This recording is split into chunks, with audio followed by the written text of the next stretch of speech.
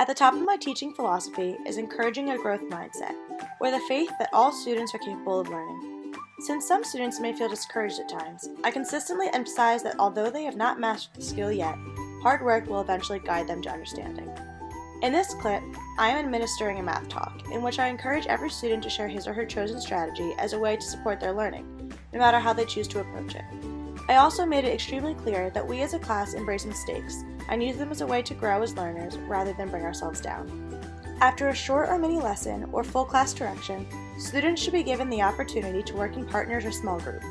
This creates a setting where collaboration and cooperation are valued, and students can learn by listening to their peers. Here, each student can share strategies, so students walk away with multiple learning options. As a teacher, I can walk around and assist groups as necessary while also monitoring the discussions. Giving students independent practice is equally as important as small group practice because it allows the students to self-evaluate their learning.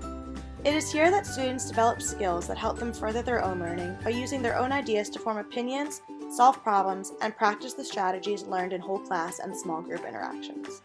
As a teacher, I can check in with each student as formative assessment of their progress. Choice in the classroom is key for young learners, and I plan to offer my students a variety of options as often as possible to help maintain their interest and enthusiasm. Having a choice is exciting, whether it's choosing a strategy in math or, as shown in this clip, browsing the library to find a book of their choosing for independent reading.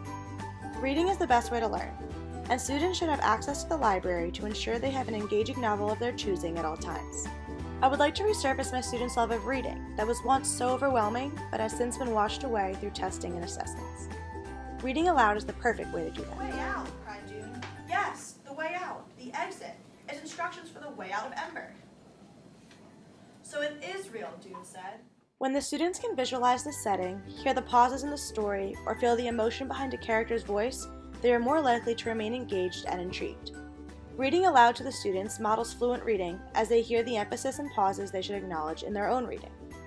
Leading a class discussion after the story is a great way to increase comprehension by practicing skills like inferencing, comparing and contrasting, and cause and effect. I am a mentor whose goal is to help shape my students' experiences through both my teaching and my guidance so that they never see school as useless or mundane. I have the opportunity to bring back the joy in learning and help end the stigma that is around school.